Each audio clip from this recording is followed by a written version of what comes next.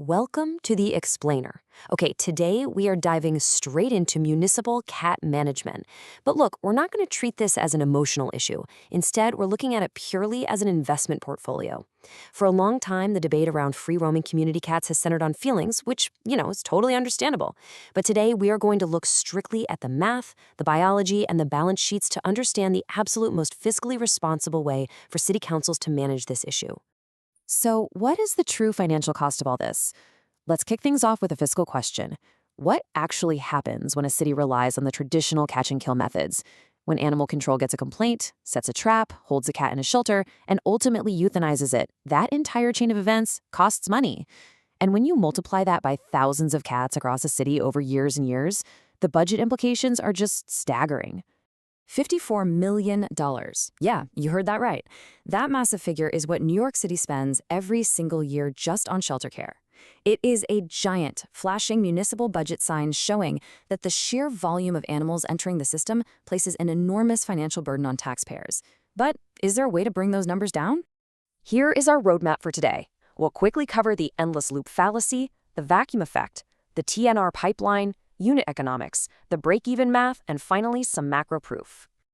All right, starting right off with Section 1, the endless loop fallacy.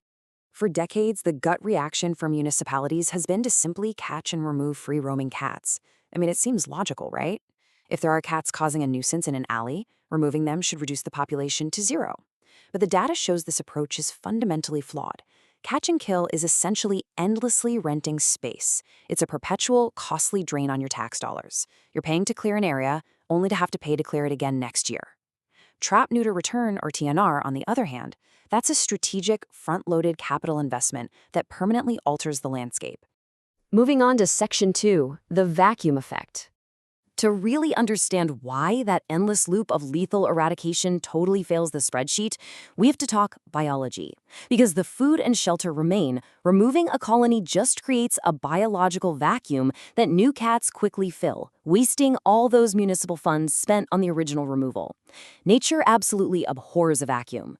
When you remove a colony of cats, but you leave the dumpsters, the porches, and the well-meaning human feeders behind, unsterilized cats from the neighboring blocks just move right in, and because there's suddenly an abundance of undefended resources, their reproductive drives kick into overdrive, resulting in a localized population explosion that completely erases any short-term gains. Which brings us to Section 3, the TNR pipeline. If removing them just creates a vacuum, the solution is to literally flip the script. Leave them exactly where they are, but structurally alter their ability to reproduce. This is the TNR pipeline. The cats are humanely trapped, taken to a clinic to be sterilized and vaccinated against rabies, and then returned exactly to their original colony. Because the hormonal floor drops out, the nuisance behaviors like yowling, fighting, and spraying completely disappear.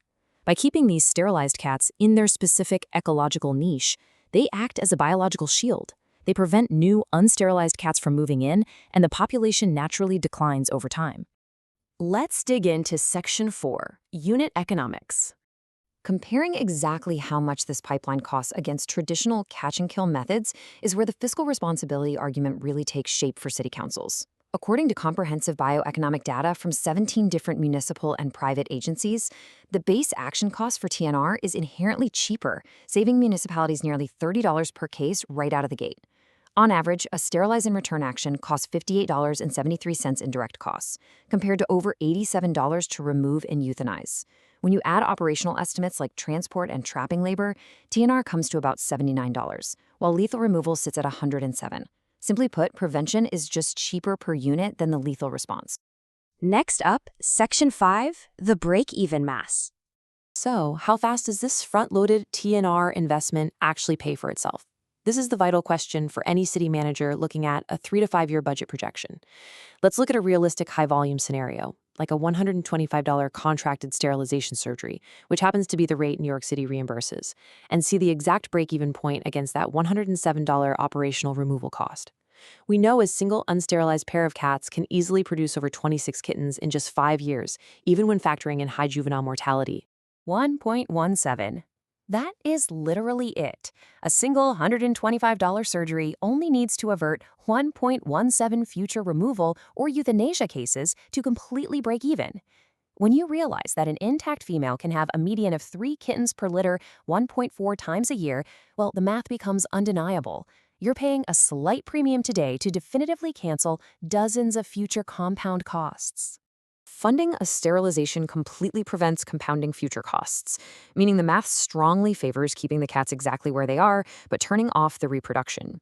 If a city does nothing or relies on low-intensity removal, the population simply backfills and multiplies, and the city is forced to pay that $107 removal fee over and over and over again. TNR breaks that compounding cycle completely. Even in super conservative scenarios, TNR breaks even in just 4 to 6 years and can generate a positive net present value of over $2 million in a decade.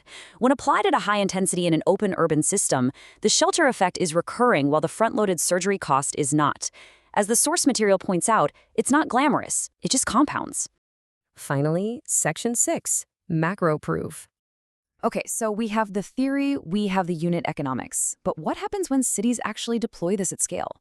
Across the country, targeted, high-intensity sterilization programs have drastically reduced shelter intake and relieved expensive crowding pressure.